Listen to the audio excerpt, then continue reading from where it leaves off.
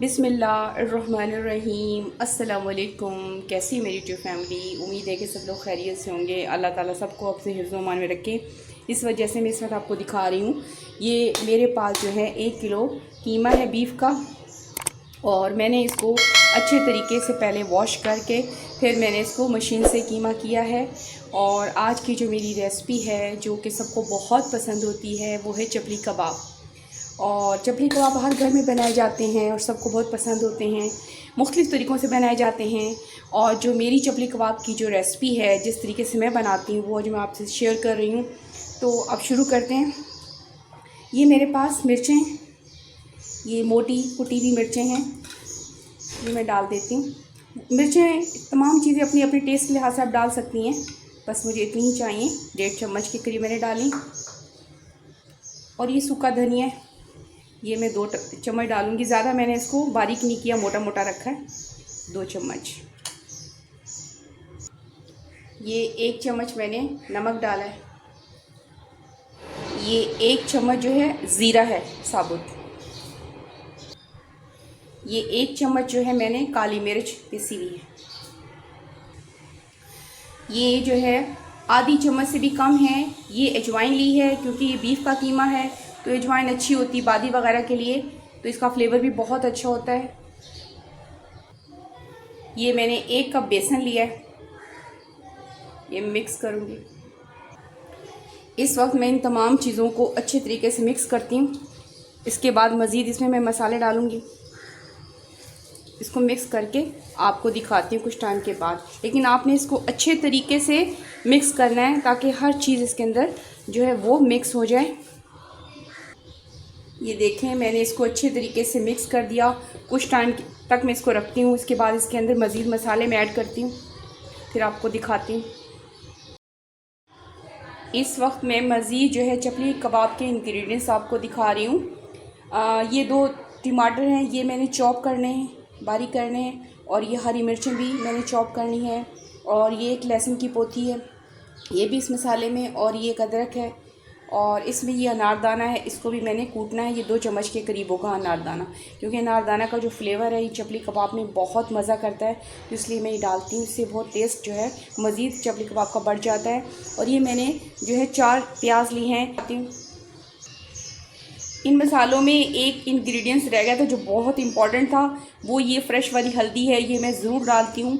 ये भी मैं इनके साथ ही ग्राइंड करूँगी। तमाम मसालों को मैं ग्राइंड करती हूँ, इसके बाद आपको अगला स्टेप दिखाती हूँ। इस वक्त मैं प्याज को चॉप कर रही हूँ। जो मैंने आपको 4 प्याज़ें दिखाई थी, देखें पहले मैंने इसको इस तरह कर लिया। अब इसको चॉप करती हूँ।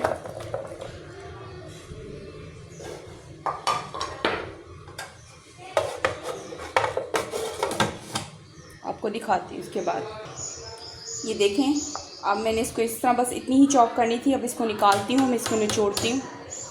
ये देखें, मैंने प्याज को निचोड़ दिया। इसमें से काफ़ी पानी निकला है, क्योंकि ये पानी जो है कबाबों में नहीं होना चाहिए। और निचोड़ने के बाद ये आ गए, देखें मैंने अच्छी तरीके से निचोड़ लिया। बस हमें पानी इसका निकालना था। अब अगला स्टेप आपको दिखाती हूँ। अब मज़ीद जो आगे जो चीज़ें चॉप करनी वो आपको दिखाती हूँ। ये हरी मिर्चें जो मैंने आपको दिखाई थी, मिर्चें तो आप अपने लिहाज से भी इस्तेमाल कर सकती हैं, जितनी आपको तेज़ चाहिए कम चाहिए कर सकती हैं। ये मैंने टमाटर लिए हैं 2, और इनका जो मैंने बीज निकाल दिया, नरम वाला पोर्शन निकाल दिया। अब इनको मैं चॉप करती हूँ और आपको दिखाती हूँ। हाँ, आपने इनको ना ज़्यादा चॉप नहीं करना, ज़्यादा बारीक नहीं करना कि एक पानी बन जाए, बस इस चीज़ का ख्याल रखना है। इस वक्त देखें, मैंने टमाटर को और हरी मिर्च को चॉप कर लिया, बस मुझे ऐसा ही चाहिए था। मैं निकालती हूँ। इस वक्त जो चीज़ें मैंने चॉप की वो सब मिक्स करती हूँ। देखें, ये हरी मिर्च और टमाटर चॉप किया है। ये जो है मैंने आपको दिखाया था, इसमें अदरक है, लहसुन है और फ्रेश वाली हल्दी है, 2 चम्मच के करीब है।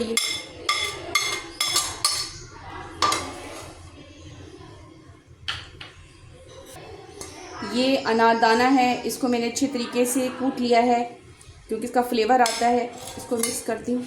ये तकरीबन 1.5 चम्मच के करीब है। ये जो प्याज अभी हमने चॉप करके इसका पानी निकाला वो मिक्स करती हूँ। अब मैं तमाम चीज़ों को अच्छे तरीके से मिक्स करती हूँ, क्योंकि जितना इसको अच्छे तरीके से हाथ से मिक्स किया जाएगा, इसकी बाइंडिंग, इसका फ्लेवर बढ़ जाता है। और अच्छे तरीके से मिक्स करके मैं आपको दिखाती हूँ। इस टाइम पे मैंने तमाम चीज़ों को अच्छे तरीके से मिक्स कर लिया। अब मैं टेस्ट कर लेती हूँ कि कोई चीज़ में कम तो नहीं है। हाँ, इसमें नमक कम है, नमक मैं थोड़ा और ऐड करती हूँ। नमक कम है इसमें, ये मैंने 1 चम्मच के करीब और इसमें ऐड कर दिया। मिक्स करती हूँ, बाकी हर चीज़ सही है।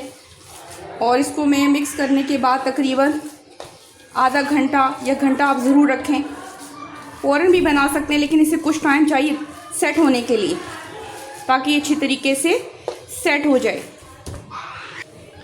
इस तरह इसे कुछ टाइम तक मिक्स करना है, ताकि इस तरह मिक्स करने से इसकी जो बाइंडिंग होती है वो बहुत अच्छी होती है। और मैंने आपसे ये भी कहना था, जो लोग मेरे चैनल पे नए हैं वो चैनल को सब्सक्राइब करें, ताकि कोई भी वीडियो नहीं अपलोड हो तो उसका नोटिफिकेशन अब तक पहले पहुँचे। और आप वीडियो को फुल देखा करें, स्किप मत किया करें। और मुझे कमेंट भी किया करें, ये भी बताएं कि कहाँ से आप मेरी वीडियो देख रहे हैं और आपको मेरी रेसिपी कैसी लगती है। इंशाल्लाह ताला कबाब की, जो चपली कबाब की रेसिपी, ये ज़रूर आपको पसंद आएगी। अब इसे मिक्स कर लिया, अब हम इसे कुछ टाइम के लिए रख देते हैं, उसके बाद मैं आपको दिखाती हूँ। इस वक्त इसमें जो मेन जो चीज़ इंग्रेडिएंट्स है, लेमन, 2 लेमन लिए हैं, ये निचोड़ना है, क्योंकि इससे भी फ्लेवर इसका बहुत ज़्यादा बढ़ जाता है, बहुत मज़े के हो जाते हैं। तो लेमन तो बहुत ही ज़रूरी है। इसके बाद इसको मिक्स करके मज़ीद इसको कुछ टाइम के लिए मैंने रखना है। और ये जो बीज हैं ये निकालने हैं, कुछ निकाल दिए थे, कुछ अभी नज़र आ रहे हैं।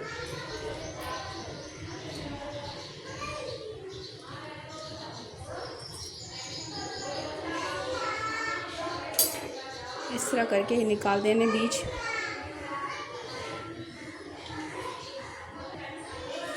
मिक्स करती हूँ इसको।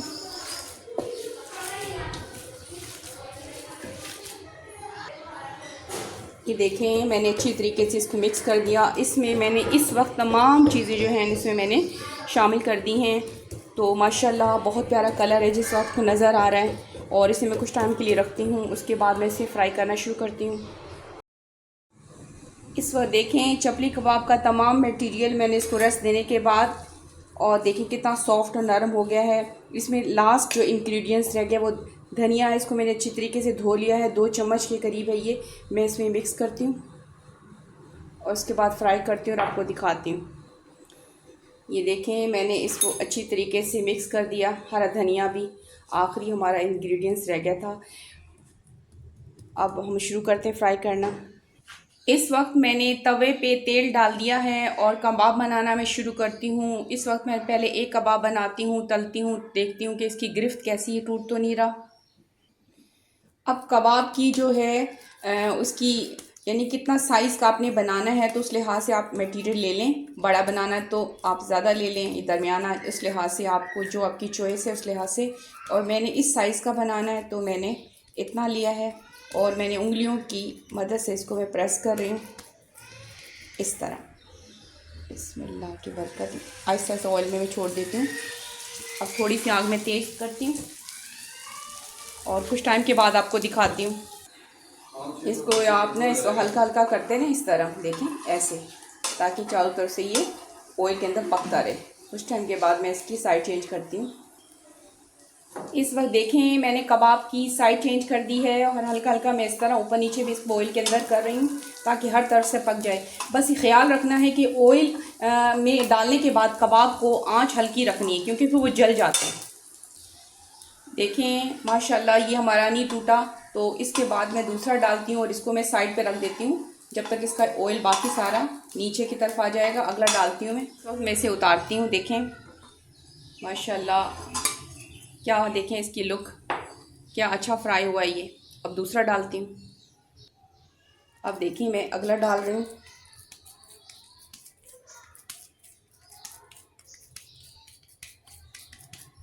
हल्का हल्का, बस इसकी तेल गर्म होना चाहिए और तवा और आग हल्की होनी चाहिए, हल्की आग, वरना नीचे से काला हो जाता। हल्की आंच पे इसको आपने फ्राई करना है, इस चीज़ का आपने ख्याल रखना है। एक एक करके मैं फ्राई करती हूँ और आपको अगला स्टेप दिखाती हूँ। इस वक्त देखें तवे पे ऑयल कम है, तो साथ के साथ आपने ऑयल भी डालते रहना है। एक वक्त में सारा नहीं डालना, क्योंकि तवा है तो गिर सकता है, तो ज़रूरत के मुताबिक आप इसमें डालते रहें इस तरह। देखें इस वक्त मैंने इसकी भी साइड चेंज कर दी। माशाल्लाह बहुत प्यारा कलर है, बहुत प्यारी खुशबू आ रही है। बस एक चीज़ का ख्याल रखना है कि हल्की आंच पे आपने इसको फ्राई करना है, वरना ये काले हो जाते हैं। हल्की आंच पे ये अच्छे अंदर से बाहर से पक भी जाते हैं और उसका कलर भी बहुत अच्छा आता है। इस वक्त मैं तीसरा कबाब भी फ्राई कर रही हूँ, क्योंकि मैं एक एक करके फ्राई कर रही हूँ ताकि वो अच्छे तरीके से फ्राई हो जाए। इस वक्त मैं इसको भी उतारती हूँ। देखें, ये देखिए माशाल्लाह क्या खूबसूरत कलर इनका। और इसको भी अच्छे तरीके से आपने हल्का हल्का मूव करना है। अभी तो मैंने डाला है, थोड़ी देर के बाद इसको इस तरीके से मूव करना है ताकि हर साइड इसके अच्छी तरीके से पक जाए। इस वक्त हमारा जो आखिरी कबाब था वो भी फ्राई हो गया है और मैं इसको उतारती हूँ, उसको साइड पे रख देती हूँ ताकि इसका सारा ऑयल जो है निकल जाए। इस तरह साइड पे रख देती हूँ, उतारती हूँ और आपको दिखाती हूँ। देखिए मैं इसको उतारती हूँ।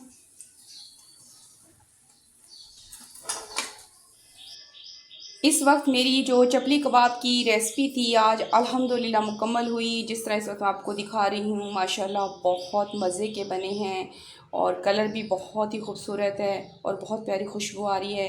यकीनन है आपको आज की ये मेरी रेसिपी पसंद आएगी। आप इसको लाइक कीजिएगा, शेयर कीजिएगा और पसंद आने पे सब्सक्राइब करना मत भूलिएगा। ओके, थैंक यू, अल्लाह हाफ़िज़।